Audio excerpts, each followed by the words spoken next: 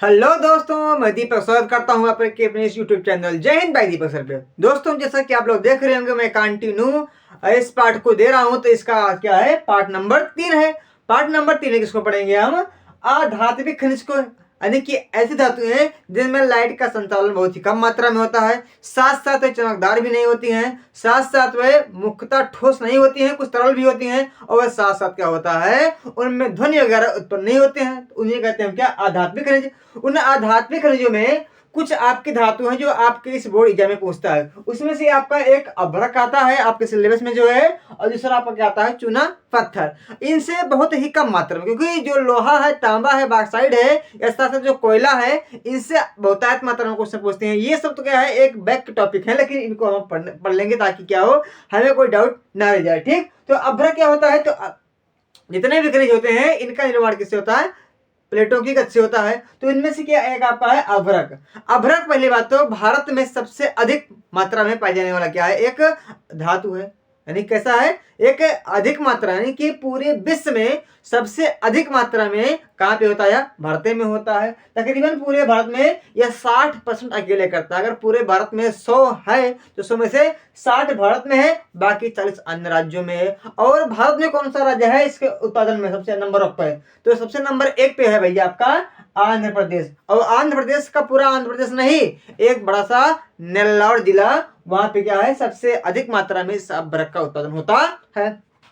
इसका उपयोग क्या होता है? तो इलेक्ट्रॉनिक्स पार्ट में, साथ साथ उद्योगों में, बड़े बड़े उत्पादकों में क्या होता है, इसका उपयोग होता है। इसमें के उत्पादन में जो कुछ अन्य स्थल है, झारखंड, राजस्थान, तेलंगाना, तमिलनाडु, पश्चिम बंगाल, आंध्र प्रदेश, कर्नाटका, बहुत से ऐसे राज्य होते हैं, महाराष्ट्र, बहुत से ऐसे राज्य होते हैं जो अभ्रक के उत्पादन में मुख्य भूमिका निभाते हैं। तो आपसे क्वेश्चन कैसे आएगा? मैंने बताया कि एक आपको पूरा मैप दिया जाएगा, उस मैप में आपको कोई चित्र देगा, चाहे वह गोला देगा, चाहे वह त्रिभुज देगा, चाहे वह एक वर्ग देगा, आयत देगा, यानी कोई चित्र देगा, और उस चित्र के माध्यम से बताएगा कि 3 या 4 या उन स्थानों के नाम लिखिए, या उन स्थानों को इस फलाने चिन्ह से दर्शाइए जहां पे अभ्रक अच्छी मात्रा में होता है। तो आपको क्या करना होगा? इन चित्र को उन स्थानों में भर देना होगा। यानी कि जहां आपका तमिलनाडु होगा, उस तमिलनाडु में इस चित्र को भर देना होगा। तेलंगाना होगा, तेलंगाना में मतलब जो आपका चित्र देगा वो पेपर में आपको यह सब देगा, ये फलाना चित्र से। चित्र को एकदम फिक्स नहीं है कि यही आएगा। अच्छा, उसके बाद क्या आता है आपका? चूना पत्थर। चूना पत्थर किससे बनता है? और सारी चट्टानों से क्या बनता है आपका?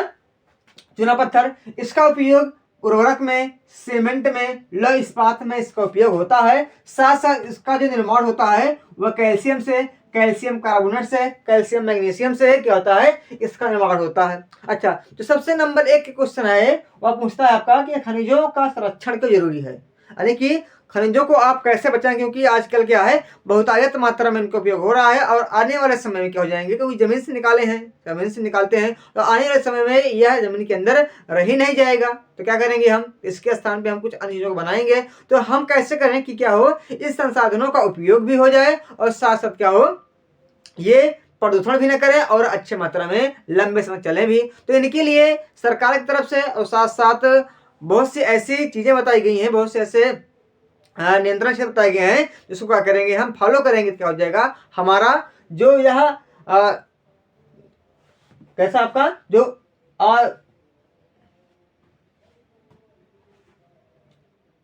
आपका आध्यात्मिक खनिज बच जाएगा। ठीक, तो उनमें से आपका, यानी कि पहली बात तो अनवीकरणीय ऊर्जा संसाधनों का उपयोग कम करें। यानी कि ऐसे संसाधन या ऐसे खनिज जो एक लंबे समय बाद खत्म हो जाएंगे, यानी कि उनको हम नया नहीं बना सकते, तो पहली बात उनका क्या करेंगे, हम कम उपयोग करेंगे। जैसे आपका पेट्रोलियम हो गया, आपका कोयला हो गया, आपका लोहा, मतलब क्या हो गया, प्राकृतिक गैस वगैरह। तो यानी कि जिनको हम नया और एक नवीन नहीं कर सकते, तो उनका उपयोग क्या करेंगे, हम कम करेंगे।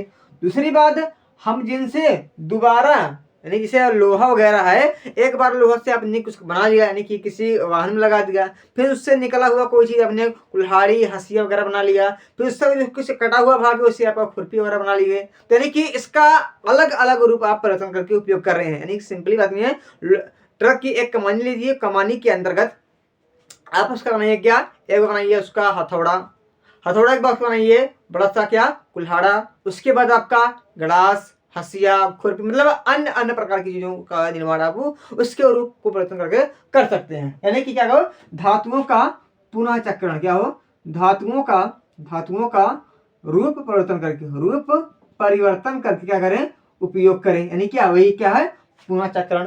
और प्रतिस्थापन क्या है कि उस वस्तु के स्थान पे हम दूसरे वस्तु का उपयोग करें, उस वस्तु के स्थान पे क्या करें, हम दूसरे वस्तु का उपयोग करें। सिंपली मान लीजिए कि अगर आपके यहाँ क्या है, अगर आपके यहाँ प्राकृतिक गैस नहीं है तो आप क्या करें, लकड़ी का उपयोग करें। यानी कि कुल मिला के बस आप जो प्राकृतिक चीज है, उस प्राकृतिक जो यानी कि खनिज के रूप में आप चीजों का उपयोग कर रहे हैं, उनका उपयोग ना करके आप उसके स्थान पे मानवीय चीज या कुछ ऐसी चीज का उपयोग करें जो एक बहुत ही लंबे समय चलेगी। यानी कि उसका मतलब क्या है, आप उसके स्थान पे उपयोग कर रहे हैं, यानी कि क्या कर रहे हैं, प्रतिस्थापन कर रहे हैं। साथ साथ नवीकरणीय ऊर्जा संसाधनों का उपयोग करें, यानी कि ऐसे करें जो लंबे समय तक चल सकता है और साथ साथ उसका निर्माण हम बार बार कर सकते हैं। तो ऐसे संसाधनों का उपयोग करेंगे तो शायद क्या हो जाएगा, जो खनिज हैं ये बच जाएंगे। इसे लाइट के निर्माण के लिए कोयला लगता है तो कोयले का उपयोग ना करें, सौर ऊर्जा का उपयोग करें। लाइट बनाने के लिए भूतापीय ऊर्जा का उपयोग करें या जल ऊर्जा का उपयोग करें, यानी कि कोयला वाला का उपयोग भैया ना करें। तो यही क्या है आपका आध्यात्मिक खनिज। आपके एग्जाम में खाली अभ्रक और क्या है, चूना पत्थर है, तो कुछ ना कुछ आपको समझ में आ गया होगा। जहाँ कुछ नहीं आता है तो कुछ ना कुछ आपको समझ में आ गया होगा। आप इसका स्क्रीनशॉट लेंगे, उसको पढ़ते हैं, उसके बाद पढ़ते हैं किसको, हम ऊर्जा संसाधन को। किसको पढ़ते हैं, ऊर्जा संसाधन को।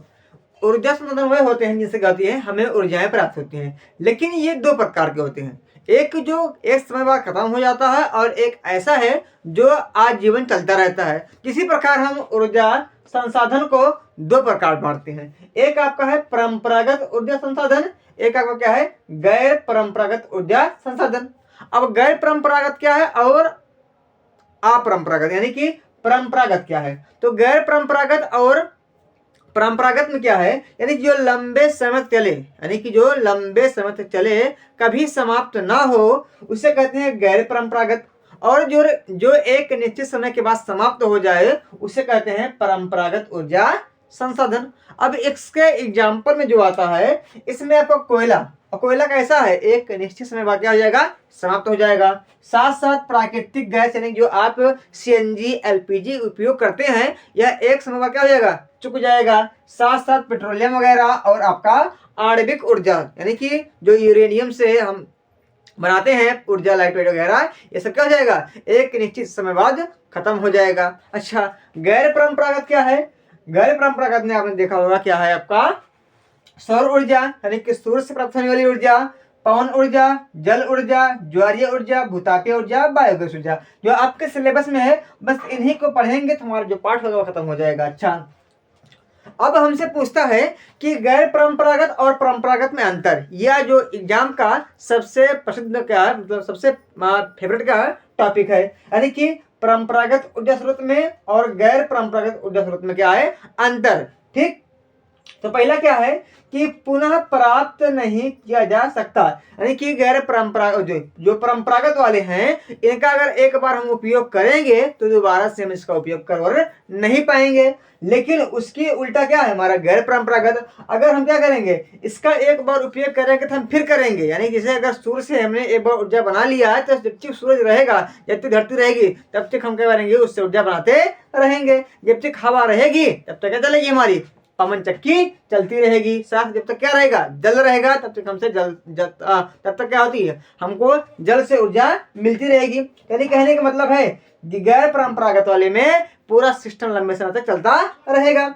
इसका एक अन्य नाम क्या है, अनवीकरणीय ऊर्जा स्रोत, यानी कि आ मतलब नहीं और नवीकरणीय मतलब नया कर पाएंगे। जिसको हम नया नहीं कर पाए उससे कहते हैं क्या, अनवीकरणीय। तो भैया अगर कोयला एक बार चुक जाएगा दोबारा बना पाएंगे, क्योंकि क्या है, इसको बनने में तकरीबन हजारों करोड़ों साल लगते हैं। तो ऐसा नहीं होगा कि अगर आज खत्म हुआ तो हम बिहान फिर बना लेंगे। क्या है, कैसी है हमारी परंपरागत, यानी कैसा है, अनवीकरणीय। लेकिन जिस इसका उल्टा क्या है आपका, नवीकरणीय। एक बार सूर्य से ऊर्जा बनाए तो हमेशा चलते रहेगा भैया। एक बार पवन चक्की बन गई तो हमेशा चलती रहेगी, यानी कि क्या है, नवीकरणीय ऊर्जा के स्रोत है। अच्छा, क्षयी संसाधन है, ये अक्षयी। क्षयी माने नष्ट होना, चुक जाना, खत्म होना, क्या है, क्षय। तो अगर पेट्रोलियम का उपयोग करेंगे एक बार एलपीजी गैस का उपयोग करेंगे तो क्या हो जाएगा, चुक जाएगा, और दोबारा जब तक धरती पर रहेगा निकाल निकाल के उपयोग करेगा, लेकिन एक समय ऐसा आएगा कि धरती पर नहीं रहेगा, कहां से उपयोग करेगा, क्या हो जाएगा, यह नष्ट हो जाएगा, इसका क्षय होगा। इसलिए क्या है, यह एक क्षय संसाधन है। इसका उल्टा क्या है, अक्षय, यानी कभी समाप्त नहीं होगा। चाहे आपका भूतापीय हो, बायोगैस है, ज्वारी हो, सब क्या होंगे, लंबे समय तक चलते रहेंगे। अगर देखा जाए जो परंपरागत ऊर्जा स्रोत है, जब से मानव क्या हुआ, थोड़ा डेवलप हुआ है, आधुनिक हुआ है, तब से जाना है कि हमें संसाधनों का उपयोग करना चाहिए, तब से यह परंपरागत वाले का उपयोग कर रहा है, यानी कि प्राचीन काल से इसका उपयोग किया जा रहा है। चाहे कोयला हो, चाहे पेट्रोलियम हो, इन सभी का लगभग क्या है, प्राचीन काल से उपयोग किया जा रहा है। लेकिन जो आपका गैर परंपरागत वाला है, यह आधुनिक काल, जब से क्या हुआ, आदमी थोड़ा सा जागृत हुआ, तब इसका बना लिया, पवन चक्की बना लिया, सोलर, देखो ना आजकल क्या आता है, सूर्य चलने वाली गाड़ी आ रही, चाहे मोटरसाइकिल हो, चाहे आपका 3 पहिया वाला हो, अनेक प्रकार की चीजें क्या चल रहे हैं आज सोलर सिस्टम से, यानी सोलर लाइट से चल रहे हैं। साथ साथ पवन चक्की भी क्या है, एक लाइट निर्माण में इसका भी क्या होता है, उपयोग होता है। तमिलनाडु वगैरह में इसको अधिक मात्रा में मनाया जाता है। ठीक, अब एग्जाम्पल में क्या है, एग्जाम्पल भैया कोयला, पेट्रोलियम, परमाणु ऊर्जा, प्राकृतिक गैस क्या है, ये सब परंपरागत ऊर्जा के क्या है, एग्जाम्पल है। और साथ साथ आपका सौर ऊर्जा, पवन ऊर्जा, ज्वारीय ऊर्जा, भूतापीय ऊर्जा, बायोगैस, तमाम ऊर्जा क्या है आपका, यह गैर परंपरागत ऊर्जा का स्रोत है। तो क्या है, इसको वो समझना, क्योंकि जो यह जो टॉपिक है, ये दोनों वाला, ये भैया बहुत बार एग्जाम में पूछा गया है। तो अब की भी क्या है, संभावना इसकी है कि पूछा जाए, तो इसको आप क्या करेंगे, अच्छे से लिख लेंगे और इसका 2-3 बार क्या करेंगे, रिविजन कर लेंगे, ताकि क्या हो, इसको आपको हमेशा के लिए आपके माइंड में सेट हो जाए। तो यही क्या है आपका ऊर्जा के संसाधन। अब इसमें क्या पढ़ेंगे हम, एक एक करके, पहले कोयला पढ़ेंगे, फिर प्राकृतिक गैस को, पेट्रोलियम को, परमाणु ऊर्जा को, इसको पढ़ेंगे, फिर इसके बाद बढ़ते हैं, इसको पढ़ते हैं, और यह पाठ हमारा हो जाता है समाप्त। ठीक, तो इसको थोड़ा सा आप स्क्रीनशॉट ले लेंगे, हम मिटाते हैं, पढ़ते हैं किसके बारे में, कोयला के बारे में। ठीक, कोयला के बारे में पढ़ते हैं। कोयला क्या है, तो मैंने आपको बताया है कि कोयला परंपरागत कहिए, क्षयी कहिए, आध्यात्मिक कहिए, आणविक कहिए, तीनों बात चौरों बात क्या है, एक का है, यानी कि यह एक निश्चित समय बाद खत्म हो जाएगा, इसका नष्टीकरण हो जाएगा, साथ साथ इसको दोबारा हम बना नहीं पाएंगे, और साथ साथ क्या है, एक आध्यात्मिक खनिज है। अच्छा, आपने अपने जीवन में कोयला बहुत बार देखा होगा, साथ साथ इसका उपयोग भी करें, कभी कभी आपके यहाँ क्या ठंडी के महीने में तप तप तापने के लिए करते हैं। ठीक, तो क्या है, अब इसका उपयोग क्या होता है, तो सबसे पहले इसका उपयोग होता है लाइट के निर्माण में, बिजली बनाने में क्या होता है, इसका उपयोग होता है। साथ साथ भट्ठों में क्या होता है, इसका उपयोग होता है ना, ये ईंट को पकाने के लिए, ईंट को पकाने के लिए क्या होता है, इसका उपयोग बहुत मात्रा में होता है। साथ साथ ऊष्मा ताप के लिए और अनेक प्रकार के उद्योगों में क्या होता है, इसका उपयोग अलग अलग रूप में किया जाता है। तो आपके जो एग्जाम है, इस एग्जाम में ये भी टॉपिक क्या है, संभावित है, क्योंकि कोयला क्या है, बहुत ही जरूरी है। कोयला हो आपका लोहा वगैरह हो, क्या है, ये सभी चीजें क्या है, एग्जाम के दृष्टिकोण से बहुत जरूरी है। अच्छा, कोयला देखा जाए तो उसका उत्पादन विश्व में सबसे नंबर 1 पे चीन है उत्पादन में, उसके बाद भारत का जो नंबर है, ये चौथा है कोयला के उत्पादन में। कोयला के उत्पादन में क्या है, इसका चौथा स्थान भारत का है। भारत में सबसे प्रथम, मतलब सबसे आगे कौन सा राज्य है, तो झारखंड है, और झारखंड में झरिया, बोकारो सब कैसी है, खाने हैं कोयला के निर्माण के लिए। पश्चिम बंगाल में रानीगंज, छत्तीसगढ़ में कोरबा, सुंदरगढ़ जिला, साथ साथ उड़ीसा में संबलपुर क्षेत्र, और मध्य प्रदेश में के सिंगरौली। ये क्षेत्र ऐसे हैं जो कोयला के उत्पादन में क्या है, महत्वपूर्ण भूमिका निभाते हैं। अच्छा, कोयला का प्रकार कैसा होता है, अच्छा, कोयला जितना अधिक काला होगा और जितना कम धुआं देगा, उतना कोयला अच्छा माना जाता है। अच्छा, तो कोयला कौन कौन सा है, तो कोयला 4 प्रकार के होते हैं। पहला आपका एंथ्रेसाइट, बिटुमिनस, लिग्नाइट और पीट कोयला, यानी कि आप याद करिए, पहला एंथ्रेसाइट सबसे अच्छा वाला, उसके बाद आपका बिटुमिनस, लिग्नाइट और आपका पीट कोयला। पीट कोयला वही होता है जिसका उपयोग हम भट्ठे वगैरह में करते हैं, और इसका उपयोग लाइट वगैरह में होता है, लाइट निर्माण में। अच्छा, एंथ्रेसाइट का अन्य नाम क्या है, इसे हम कठोर कोयला कहते हैं, बिटुमिनस को कहते हैं हम काला कोयला, अन्य नाम इसका है, और लिग्नाइट कहते हैं हम भूरा कोयला, और पीट को कहते हैं एकदम लो क्वालिटी का, एकदम निम्न क्वालिटी का कोयला। अच्छा, हमने बताया कि शुद्ध कैसा रहेगा, जितना कम धुआं देगा और जितना अधिक काला रहेगा। अब काला क्या रहेगा, जिसमें कार्बन की मात्रा अधिक रहेगी वही काला रहेगा। ठीक। अच्छा, जो एंथ्रासाइड होता है इसमें कार्बन की जो मात्रा होती है 80 से 90% होती है। अच्छा, उसके बाद जो सेकंड वाला अच्छा होता है होता है आपका बिटुमिनस। और भारत में जो सबसे अधिक मात्रा में होता है, भारत में सबसे अधिक मात्रा में अगर कोई कोयला होता है, कौन होता है, यही बिटुमिनस होता है। ठीक। तो देखा जाए तो 60 से 80% कार्बन की मात्रा किसमें होती है, आपके बिटुमिनस में होती है। साथ साथ जो लिग्नाइट होता है इसमें जो कार्बन की मात्रा है वह 40 से 60% है, और 40 से कम जो है कोयला वो कौन सा है, आपका पीट कोयला। यानी कि पीट कोयले में देखा जाए 40 से भी कम कार्बन की मात्रा पाई जाती है। अच्छा, कोयला के लिए जो क्षेत्र, मैंने आपको बताया है कि बार बार कि जो आपके क्वेश्चन आएंगे वो क्षेत्र कहाँ पे है आपको दर्शाने के लिए आएंगे कि आप 3-4 राज्यों को फलाने चिन्ह के माध्यम से बनाता है ना, चाहे आपको कोई ऐसे गोला दे दे, कोई ऐसे त्रिभुज दे दे, इनके माध्यम से आपको कोयला उत्पादक क्षेत्रों को दर्शाना होगा। अगर जब आपको याद रहेगा तब दर्शा पाएंगे। तो झारखंड, पश्चिम बंगाल, छत्तीसगढ़, उड़ीसा और मध्य प्रदेश के इन स्थानों के साथ साथ अगर आप इन स्थानों को भी याद कर लेंगे तब जाके आपको दर्शाने में कुछ कुछ आसानी पड़ेगी। तो हमने दर्शाया है कि ये झारखंड एरिया कैसा है, झारखंड एरिया अगर आपको दिख नहीं रहेगा तो आप क्वालिटी बढ़ा लेंगे। तो ये झारखंड एरिया है, झारखंड में झरिया और बोकारो है। झारखंड में क्या है, झरिया। देखो, झा से झारखंड, झा से झरिया, तो बोकारो, ये दोनों कहाँ पे है, आपके झारखंड में है। किसके लिए है, कोयला के लिए है। अच्छा, ये नीचे वाला आपका कौन सा एरिया है, छत्तीसगढ़ का एरिया है। और छत्तीसगढ़ में कौन सा आपका तो कोरबा, और साथ कौन सा आपका सुंदरगढ़ भी है। अगर एक दो लिख लेंगे तभी आपका काम चल जाएगा। साथ साथ आपका जो यह उड़ीसा एरिया है, ये क्या है आपका उड़ीसा। उड़ीसा में कौन सा एरिया है आपका, संबलपुर। कौन सा आपका, संबलपुर। और साथ साथ ये कौन सा आपका है, पश्चिम बंगाल में कौन सा है, रानीगंज है। इधर आपका मध्य प्रदेश में क्या है, सिंगरौली है। एक आपका है सिंगरैनी, आपका क्या है, सिंगरैनी है। और सिंगरैनी कहाँ पे है, सिंगरैनी। एक आपका है सिंगरैनी।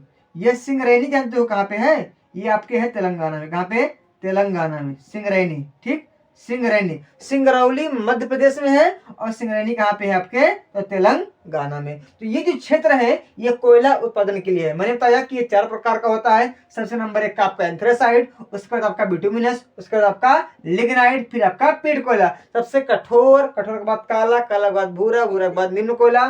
कार्बन की मात्रा 80 से 90, 60 से 80, फिर उसके बाद 40 से 60, 60 से कम। अच्छा, इसका अन्य नाम क्या है, परंपरागत, क्षयी, आध्यात्मिक, नवीकरण, ये तमाम प्रकार है। सबसे अधिक मात्रा में कहाँ पे होता है, चाइना में होता है। भारत चौथे स्थान पे है, चौथे स्थान पे है भारत में। झारखंड, पश्चिम बंगाल, छत्तीसगढ़, उड़ीसा, तेलंगाना तमाम स्थानों पे होता है। उपयोग आप जानते हैं, अनेक अलग प्रकार का इसका उपयोग होता है। ठीक, तो आप समझ गए होंगे, तो इसका स्क्रीनशॉट वगैरह ले लेंगे। ठीक, आगे बढ़ेंगे इसके बारे में। हम पढ़ते हैं अब प्राकृतिक गैस के बारे में।